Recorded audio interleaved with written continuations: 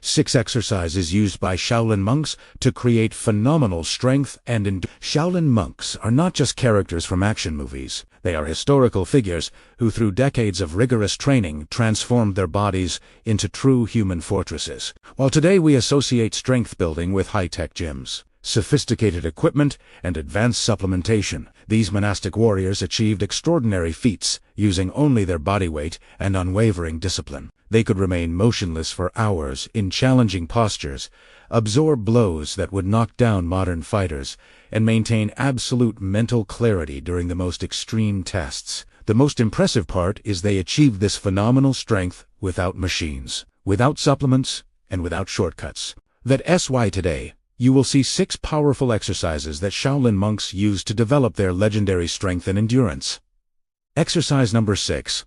Horse stance. The horse stance is possibly the most emblematic exercise of Shaolin training. Imagine an ancient warrior preparing for an imminent battle, firmly planting his legs on the ground as if riding an invisible horse. This was not just a combat position. It was a method of deep strengthening that transformed the entire body. The horse stance intensely works the quadriceps, glutes, and adductors, creating a robust base for any movement. But the true power of this exercise lies in how it strengthens the core, that set of muscles that surround your spine and support your entire body. Shaolin monks could maintain this position for hours, developing not only physical strength, but also extraordinary mental endurance. To execute correctly, position your feet shoulder-width apart or slightly wider with your toes slightly turned outward. Bend your knees as if you were sitting in an invisible chair, keeping your torso upright and your back straight. Lower until your thighs are parallel to the ground or as low as you can maintain correct form.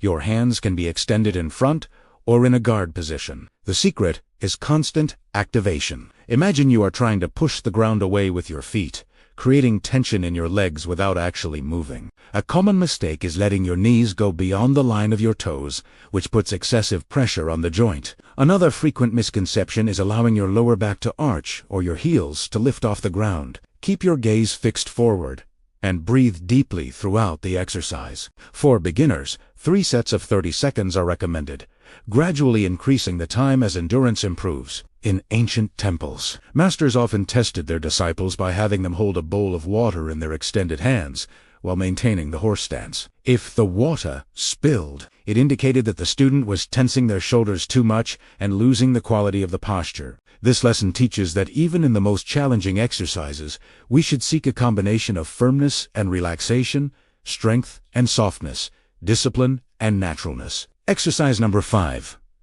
Fingertip push-ups. While traditional push-ups are already challenging for many, the monks elevated this movement to another level, supporting their body weight only on their fingertips. This exercise perfectly exemplifies the Shaolin philosophy of transforming weaknesses into strengths. In ancient scriptures, it is told that a monk named Bodyweight, founder of Zen and Shaolin Kung Fu, spent 9 years meditating facing a wall. To keep himself awake, he began doing push-ups, using only his fingers, developing extraordinary strength in his hands that would later be fundamental for combat techniques. This exercise intensely works the chest muscles, triceps, and shoulders, just like conventional push-ups. However, the difference lies in the incredible overload it places on the muscles and tendons of the fingers, wrists, and forearms. This specific strength in the extremities was crucial for the monks' attack and defense techniques, allowing precise and devastating strikes, as well as the ability to grab and control opponents with remarkable ease.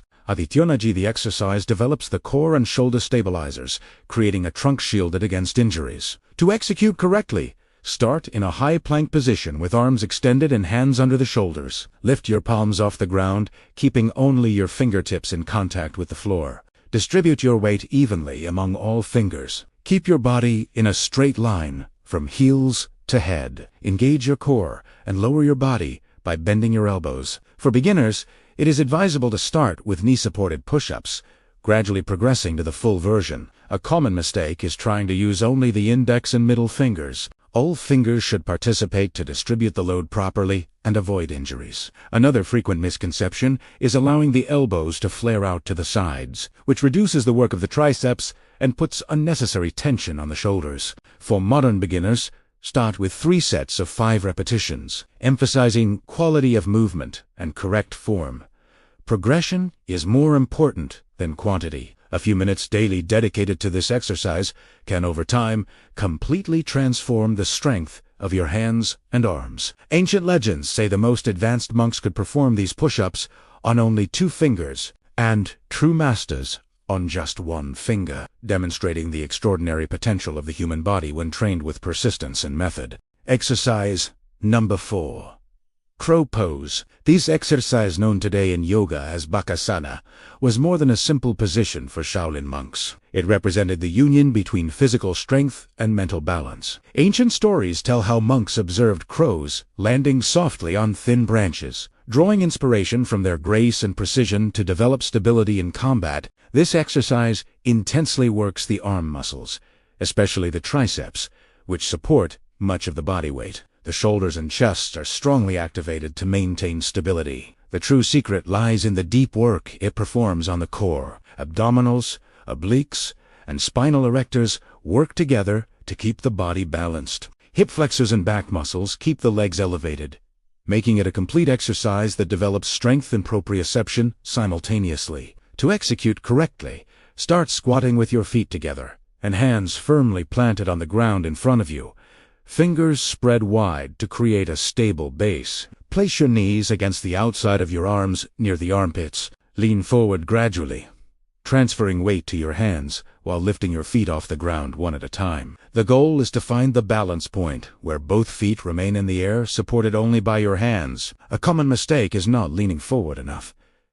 Another is keeping the elbows too wide. Keep elbows bent and pressed toward the body. Fix your gaze on a point in front of you, not downward. Begin with short holds and gradually increase time. The monks did not master this position in a day, but through years of daily practice. Exercise number 3. Bear crawl. The bear crawl was a fundamental exercise in Shaolin training, inspired by animals in the forests surrounding the temple. Monks believed that by imitating the movements of bears, known for brute strength and endurance, they would absorb these qualities.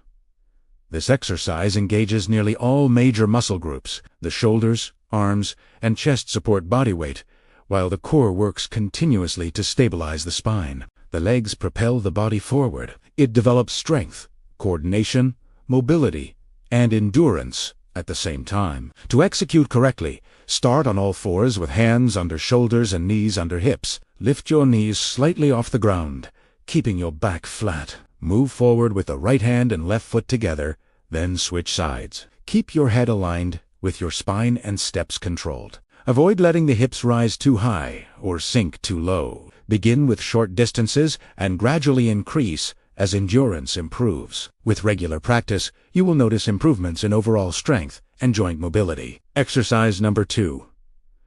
Plank 2.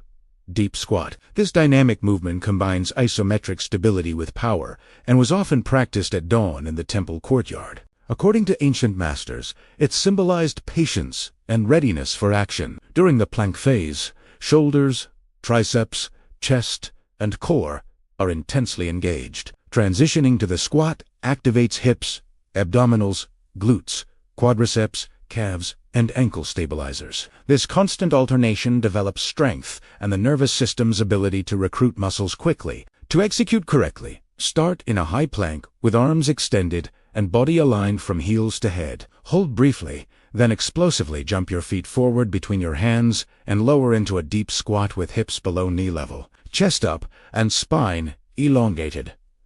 Hold briefly, then return to plank. Avoid rounding your back or cutting squat depth. Start with moderate repetitions and progress gradually as strength improves.